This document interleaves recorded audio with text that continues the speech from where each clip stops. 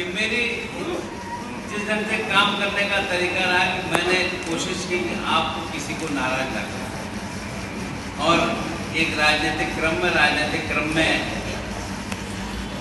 आना जाना लगा रहता है, इस बात को समझ में आना चाहिए। पर मुझे तकलीफ है, पार्टी जिस रूप में है आप सबके बल पर है और इस बीच में अगर हम पार्टी या साथियों के बारे में कुछ विपरीत बात बोलते हैं तो ये नुकसान हम किसका करते हैं ये हम अंदाजा लगाते हैं। ये नुकसान आप अपने स्वयं का कर रहे हैं, पार्टी का तो हो ही रहा है।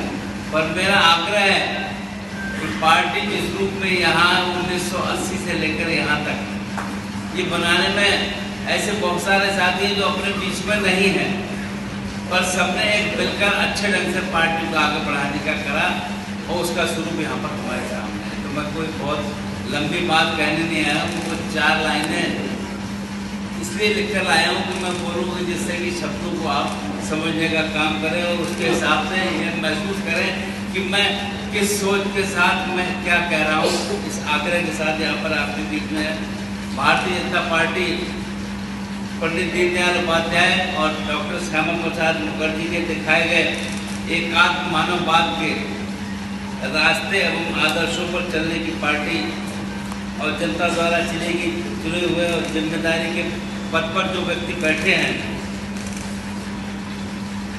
और हमारा मानना है कि कभी कभी साथी कुछ ऐसे बयानबाजी कर जाते हैं जो भारतीय जनता पार्टी का पूरे प्रदेश में नुकसान करते हैं।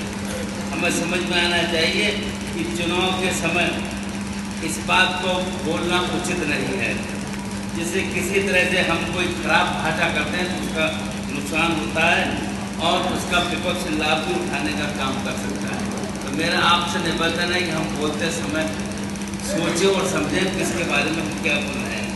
भारतीय जनता पार्टी को सभी वर्गों का सहयोग मिल रहा है और आगे भी मिलता रहेगा और मुझे लगता है कि वर्ग विशेष और व्यक्ति विशेष पर टिप्पणियों से बचना चाहिए। ये बहुत ही महत्वपूर्ण बात है।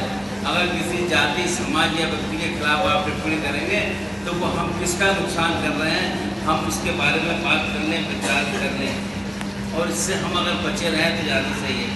सभी सम्मानित कार्यकर्ताओं से मेरा निवेदन है, अगर मुझसे भारतीय जनता पार्टी के सदस्य के रूप में कोई व्यक्तिगत शिकायत किसी को है तो व्यक्तिगत मुझसे मिलकर मैं मौजूद हूँ, मैं उसका समाधान भी करूँगा और मेरी गलती है तो मैं उसके माफ़ी भी मांगूँ। पर मैं इसलिए कह रहा हूँ कि ऐसा कोई काम ना करें नुकसान करने का काम करें और इससे पार्टी को एक तकलीफ हो, समस्या हो, ये काम अगर हम ना करें तो जाते।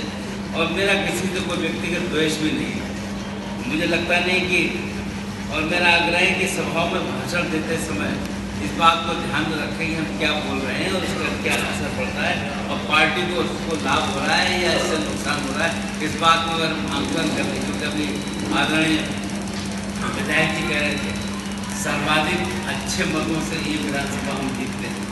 अगर हमने कुछ 19-20 बात कर दी और कोई टिप्पणी कर दी, इसका नुकसान किसको होगा हम इसका आग्रह करें। तो मैं कोई विशेष भूलने यहाँ पर खड़ा नहीं हुआ, बाकी मैं राजनीति से एकदम अलग नहीं हूँ, मैं आपके बीच में हूँ। पर मेरा आग्रह कभी भी आप मुझको मिलेंगे और चर्चा करेंगे तो मुझसे सकारात्मक जानकारी उत्तर ही आपको मिलेगा। इस आग्रह के साथ यहाँ पर कि वास्तव में पार्टी को जिस रूप में हम लोग यहाँ पर लेकर आए हैं, हम कैसे अच्छे ढंग से और आगे बढ़ाने का काम कर सकते हैं, ये हमारी जिम्मेदारी है। और कार्यकर्ता आते जाते रहेंगे पर पार्टी बनी रहे, पार्टी की प्रतिष्ठा बनी रहे, पार्टी का सम्मान बना रहे और पार्टी को अच्छे ढंग से लोग चलाते रहे, ये हम सबकी जिम्मेदारी है। तो मेरा आप सभी साथियों से आग्रह है कि अगर इतने वर्षों में आपके साथ रहते हुए मैंने कोई गलती की तो मुझको माफ़ कर दें।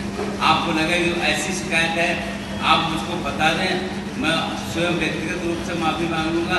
पर चौराहे पर हम इस पर चर्चा ना करें, ये ज़्यादा अच्छी बात रहेगी। और जो चर्चा करेगा वो निश्चित रूप से पार्टी का फायदा नहीं कर रहा है, पार्टी का नुकसान करने का काम कर रहा है। हम इस बात को समझें।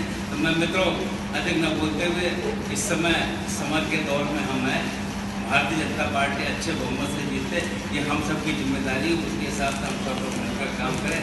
आप सब यहाँ पर आए, आप